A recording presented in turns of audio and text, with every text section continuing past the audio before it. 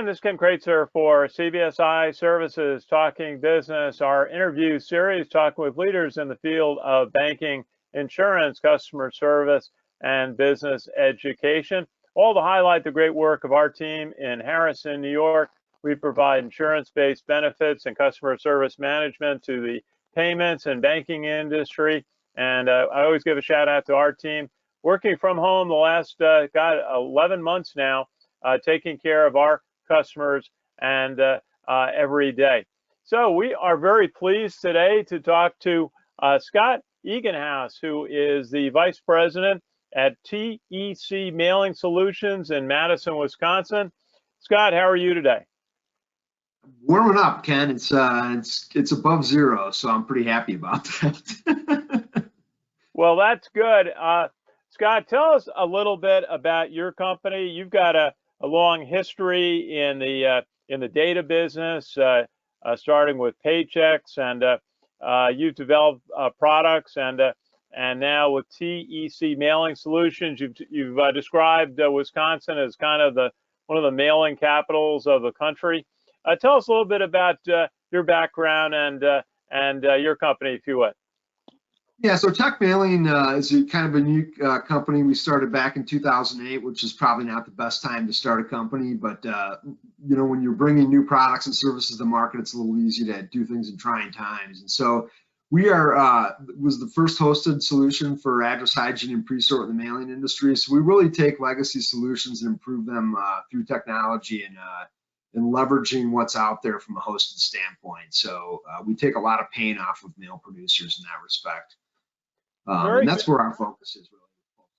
And you've got a history in the business. How did you evolve? I mean, people in the direct mail business, direct marketing business, have had to learn new things over their careers. How did it start out for you? You know, it started out, I was involved in a company that another startup that it had sold, and so Brian Euclid, and TEC stands for the Euclid Company.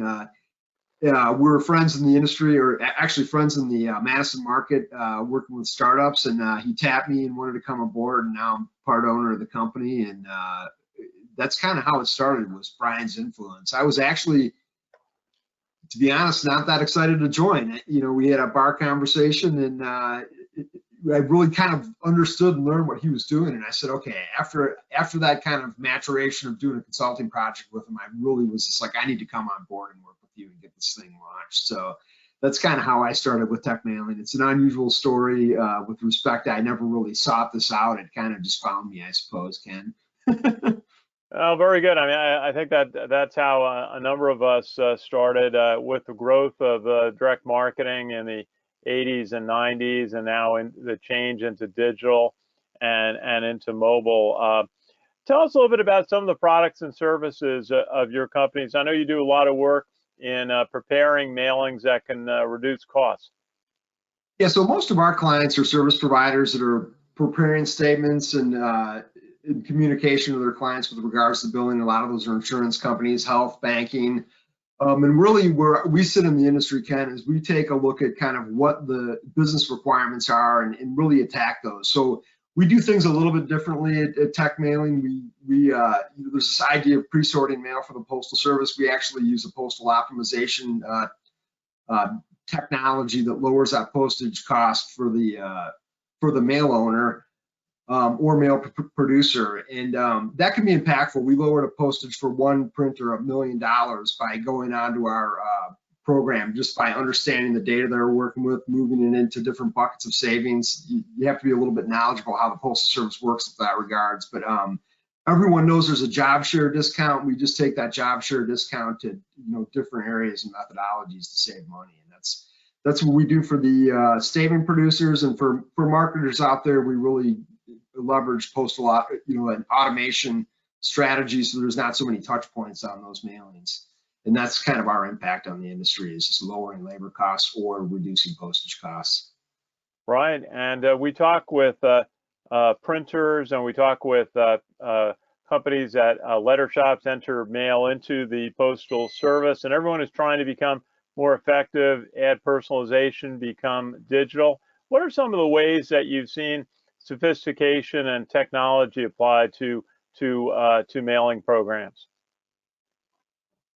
So for marketing service providers, it's really the tension there has to do with the declining volumes of mail and the increased amount of jobs that are coming through. So we're actually seeing an increased amount of jobs going through with decreased volumes, which creates a challenge where you have to be much more efficient at getting those mailings out, or you're going to be really leaking profit off the back end if you can't do that efficiently. So we've got platforms where data comes in, it gets scrubbed, barcoded, and merged onto the mail piece or the artwork piece, and then sent off to a printer without a single human touch point. And those are really products that are emerging in the marketplace that we're a big part of. And I think that's going to change the landscape in the next 5 to 10 years pretty substantially, because I think it's going to lower the cost of a job for the mail owner and increase the efficiency for the mail preparer or the printer. And that's certainly. Oh, sure. And you know, at CBSI, we've been working with banks and credit card issuers really for over 30 years, and we see the different steps of the touch points with a customer, from doing an acquisition campaign, a mailing, to offering a welcome kit, to doing activation programs, retention programs, and then mailing monthly statements and mailing notifications. You know, the banks really depend on mailing services and the Postal Service to reach out to customers still. What are some of the ways that you see statement programs or financial companies effectively using mail to maintain communication? Well, a lot of them have gone to the omni-channel strategy of putting those messages right on the statements themselves, right? I mean, that's with inkjet technology and the data component of that. That's really, you know, been a pretty mature technology for the last 10 years. I think we're going to continue to see that. People who've seen black and white statements, we now see them in color. It's more common to have a color statement these days than a black and white statement, along with a message. You know, that's promoting the services of the bank. So marketing promotions by banks, I think has changed in the way it has for a lot of companies these days, which they're looking for more trigger-based response marketing. So if a client does something that goes into a CRM or its system, and it triggers that communication to go off. And I think that's one of the big emerging technologies that's going to, again, I mean, it's going to increase the number of jobs that are out there, and it's going to make those jobs smaller, but much more effective and highly targeted. And that's, you know, that's what people are looking for in these mailings at the end of the day, is return on investment. So how do we get that? And that's by targeting better, more meaningful messages to that mail recipient. Yes, triggered direct mail is a very popular type of marketing campaign today. When you maybe take another moment, what are some of the triggers on direct mail that you see work? I mean, we see new accounts, people who have moved. Are there any other key triggers that you see that are effective? Yeah, the new mover campaigns are highly effective. We see those. There's with the availability of data and the psychographic information that's out there, there's so much more filtering that can be done behaviorally. So once you understand that profile of a client that's behaving in a particular way, or what you want them to, or how you want them to behave, you can then go out and gather that data. And you can, there's systems we have that gather that data automatically. Once you have that demographic or psychographic profile in place, these systems will go ahead and scoop that data up within a radius, run it through, barcode it through our system, mirror it up to a piece of artwork, and have a print ready file that's no touch. And that's I don't think that the scooping up of quality data has changed that much. It's what we do with it as manufacturers that it's changed into a no touch manufacturing environment. And the more we can kind of work on the efficiency of getting the work product out to the mail place, the happier everyone is, because it enhances your ROI because the manufacturing costs are lower, presumably. Absolutely. Now, one of the things that your software and your capabilities is helping to lower rates for mailings, and there's discussion about changes in first class rates and third class. What are some of the ways that an organization who mails statements or mails promotion can receive postal savings in this era? Yeah, so if you're a bank or an insurance company, you know, one of the things that happens just natively because of the nature of these mailings is that they're not all what we would call 5-digit mail, which is in the lowest cost structure that the Postal Service has. So if you're doing anything less than 5-digit mail, and the majority of insurance companies, certainly they're sending out statements, are in this category. The majority of their mail, more than 50% of it, is going to be what's called 3-digit or mixed ADC. And these are rate categories, Ken, that we can then use third-party providers like Pitney Bowes to kind of segment that mail in a way that keeps the manufacturer requirements intact and allows them to manufacture those things and inject in 2 different capacities, one at a third-party commingler and the one at the Postal Service, or using the Postal Service the way a traditional mailing or mailer typically does. And those, depending on who you are, bank and insurance companies is very good for. If you're a utility company that's sending something to everyone, I mean, you're already at 5-digit rate. It's hard to improve that. But those are areas that your particular audience would find quite attractive, depending on the nature of their mailings. And we're happy to do that analysis. We want to look at that data and kind of, you know, understand and feed that back to the client. Say, listen, you know, had you done it this way, you would have saved this kind of money. And when we do that, Ken, it's very rare that we don't get that business because everyone's looking to reduce that cost, right? I mean, that's why people are trying to push people to digital, and most consumers don't like it. I for instance, like my paper statement. I switched banks because of that. I think you're aware of that. My bank wanted to start charging me $4 for a paper statement, and I said, okay, I'm done. There was other factors to it, but that was the thing that really killed it, you know. Well, I think, and I noticed that the readership of a direct mail received statement, whatever it is going to be higher because you only get a few messages a day. You tend to, I know I probably get 200 emails a day, which is probably not uncommon, and so that 1 or 2 statement emails a month don't necessarily stand out, and they're a couple hundred emails behind very quickly. Yeah, I don't open up the majority of my email. It's just deleted before it even gets open, and I'm probably not unique in that. There's a lot of people. We're all struggling with that, and you know, email is a great way to communicate, but for vital information, there's still nothing like receiving a envelope with statements in it. Now, and that gets to kind of the topic of marketing automation. Sure. You know, we're talking to companies that are, you know, printers that are trying to personalize, use digital information to prepare mailing pieces. And what are some of the ways that you see marketing automation working and digital technology really providing an effective marketing opportunity in direct mail? Yeah, so we're working with a company up in the Twin Cities right now, building a tool that this guy was a marketer, and then we've automated the entire process. And he's on purchasing his 3rd digital press because he's got that much business to feed it. And so how he's doing that is by building automated direct mail campaigns. So once he understands back to that demographic, psychographic kind of profile of what his clients are looking for, he can put a pinpoint on a map, collect that data within that region, and then send it through predefined or determined artwork.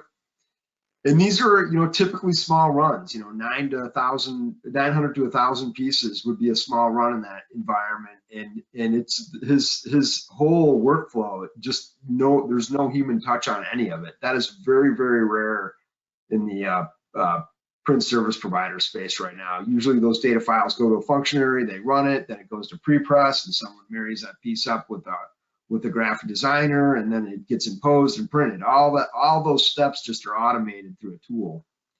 And I think that's going to be how some of these guys are going to have to survive in the future, Ken, because you do not want to compete with the person who's automated this end to end. Yeah, so many aspects of marketing now are automated and using new technologies. Now, one of the big changes that we've seen is the growth of e-commerce. Certainly during the pandemic, another change that was accelerated. Years of change happen in 1 year or even 6 months, and the growth of deliveries or package marketers, Amazon and others. Tremendous strain, though, on the logistics of delivering packages, millions a day. And the U.S. Postal Service really became the delivering company of last resort, delivering millions of packages during the holiday season. I see them on Sundays on my street, driving, making deliveries now. What do you see happening with e-commerce parcel deliveries? That is quite a bit of work that goes through our system is for parcels, Ken, and I think there's going to be a large switch. I mean, we've switched a lot of people into our platform. What needs to happen is you got to kind of understand the Postal Service as an operation and how to inject parcels into them. Not too different than mail. I mean, they're not all that different. It's just a size and shape thing. And so you might be familiar with the term DDU, or Destination Delivery Unit. These are the last post office that your mail carrier will leave from to deliver mail to your house, apartment, condo, what have you. And these e-commerce companies, large e-commerce companies on our platform, can inject right into the DDU with a container or a small bag full of parcels. And in that case, you see absolutely no latency whatsoever with the Postal Service. What happens is these packages get kind of caught, upstream of there into a larger hub. And if your packages, some of them from this season, Ken, and this is February 24th, are still stuck in some of those hubs. Had those parcel e-commerce people had their parcels delivered into a DDU, those packages would have been delivered by now, or if not the same day they reached the DDU or the day after. So it really is a matter of understanding the Postal Service, leveraging the right technology to get it to that DDU, and in managing it from that perspective. You're never going to, if the volumes keep increasing, which it looks like the e-commerce volumes are, the Postal Service is going to have to do something substantial to mitigate that. So understand what it is today and manage it from the perspective that it is today, not what you think it might be tomorrow. And is my best advice. Absolutely. I mean, that's a big change with parcel delivery, and that's going through the systems, both from local companies, grocery delivery companies, to all of the national merchandising companies. And one person I'd like to bring up who we've worked with, joined your organization recently this year, is Christine Erna, who we met through the New England Direct Marketing Association. We did a great talk last summer. She is New Hampshire based, an absolute expert on working with the United States Postal Service. Tell us a little bit about what Christine Erna brings to your company. I'll tell you what, so she started in January and she's already had a substantial impact. I mean, we know mail, and I would say some of our functionaries know mail as much as she does, and what we understand a little bit better is the technology. So having a Christine Erna on board that kind of understands the Postal Service as good as anyone out there. She's a frequent speaker at the National Postal Forum, very, very adroit with the Postal Service itself, and so she's been a tremendous impact already. You know when you make a great hire almost right away, and I guess the same is true when you make a bad one, but she's been a valuable player of the team already, Ken. It's been fantastic. She brings a lot to the table. No, that's great. Just delightful. We had a very good talk last summer on working with the Postal Service. Now, talking with Scott Eganhouse, Vice President of TES Mailing Solutions in Madison, Wisconsin. Scott, perhaps a final thought for us today on key services that you're working with your clients on, or? Ken, it's hard to sum up real succinctly. I think it really depends on who you are. If you're a statement producer, insurance, banking, what have you, and you're trying to lower your postage costs, we've got a great tool in our optimization platform. If you're a parcel person, get those parcels as downstream as you can into the Postal Service to avoid headaches. And if you're a marketer, look for automation strategies as much as it can to help you out. I mean, those are three good pieces of advice, I think, for three different groups of people out there, Ken. Well, Scott, really, you're a professional of vast experience in working in the direct mail business and in the mailing business, and we're glad to have a chance to meet with you and talk. And Scott Eganhouse, Vice President, TEC Mailing Solutions in Madison, Wisconsin. Great to chat with you today. Likewise, Ken, you have a great day, and it's great catching up with you. Our pleasure. Good to see you. And this is Ken Kraetzer for CVSI Services, representing our team at CVSI. We're based in Harrison, New York. We provide insurance-based benefits and customer service management to the credit card and payments industry. I'm in my home office today in White Plains, New York. Have a great day, everyone.